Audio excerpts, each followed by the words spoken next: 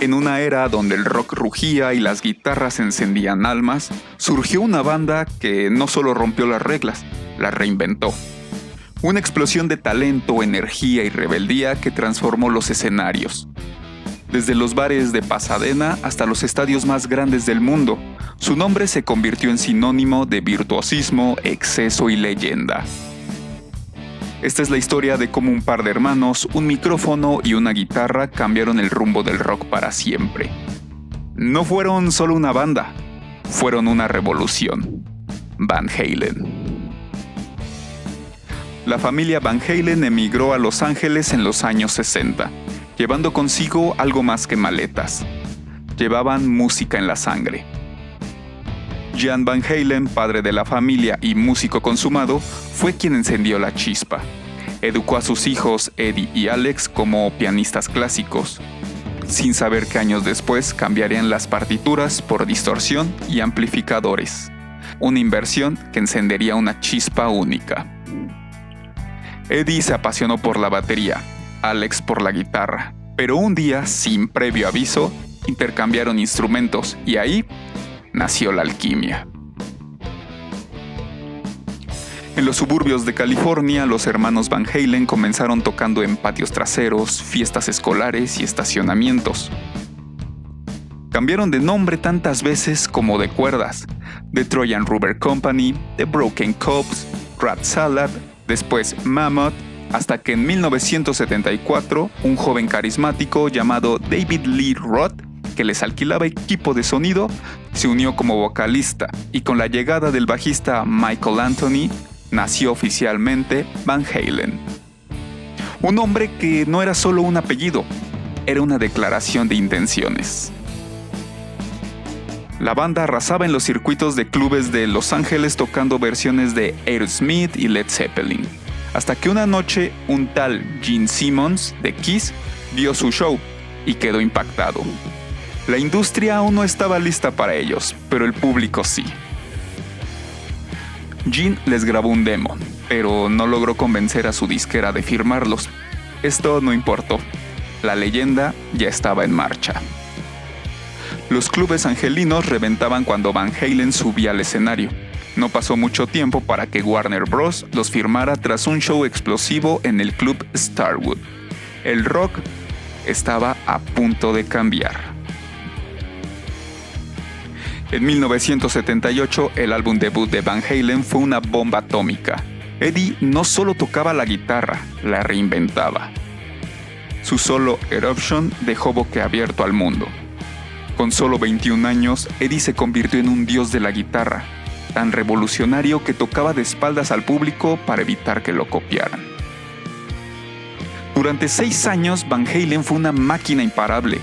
Discos, giras, riffs inolvidables y locuras sobre el escenario. David Lee Roth era puro espectáculo. Eddie era fuego en las cuerdas. Pero ese mismo fuego que los impulsaba, también comenzaba a quemarlos por dentro. Salieron de gira junto a Black Sabbath, y el mundo fue testigo de una banda salvaje, precisa y espectacular. En una fiesta navideña, Eddie sorprende a todos tocando una guitarra acústica. Su productor le dice: "Esto debe de ir en el próximo disco". Así nace Spanish Fly, una versión acústica de su virtuosismo. Disco tras disco, Van Halen escalaba más alto, pero también crecían las tensiones. Eddie quería experimentar con sintetizadores, Roth quería puro rock crudo. En 1981, lanzan Fair Warning, oscuro, agresivo y para muchos, su mejor obra. En 1982 hacen versiones más accesibles y Eddie colabora en el éxito mundial de Michael Jackson, Beat It. Su guitarra arrasa en un disco pop y lleva su sonido a cada rincón del planeta. Los conflictos entre Eddie y Roth seguían. Aún así, llegaron al punto más alto con el álbum 1984 y con el eterno hit Jump. Ese fue el primer número 1 de la banda. El sintetizador y la guitarra se fusionaban como nunca antes.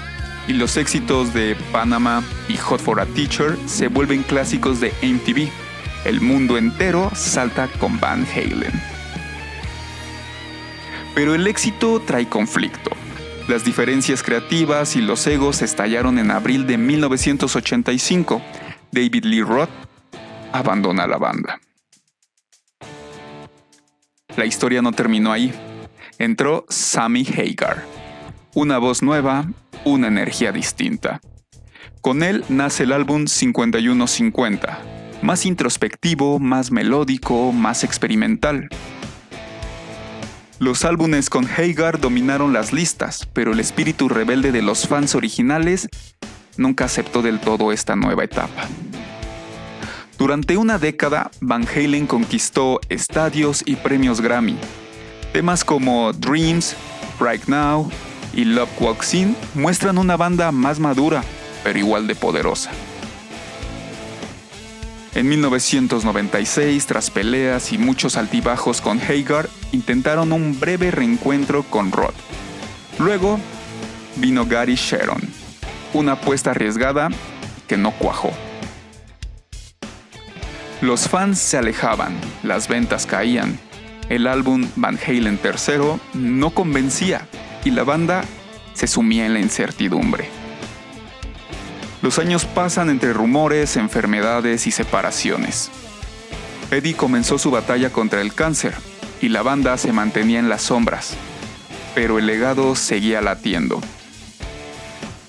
En el 2007, Van Halen resurge con David Lee Roth al frente y el hijo de Eddie, Wolfgang Van Halen, al bajo. El pasado y el futuro se cruzaron en un solo escenario. Se embarcaron en una última gira y en el 2012 lanzan su último disco, A Different Kind of Truth. El fuego seguía vivo, aunque más tenue. El 6 de octubre del 2020 el mundo del rock se detuvo. Eddie Van Halen falleció tras una larga lucha contra el cáncer. Pero su legado vive, en cada solo, en cada riff imposible, en cada salto sobre el escenario. Y aunque Eddie ya no está entre nosotros, su guitarra seguirá sonando, tan fuerte como siempre. Van Halen no fue solo una banda, fue un terremoto que sacudió la historia del rock y lo volvió eterno.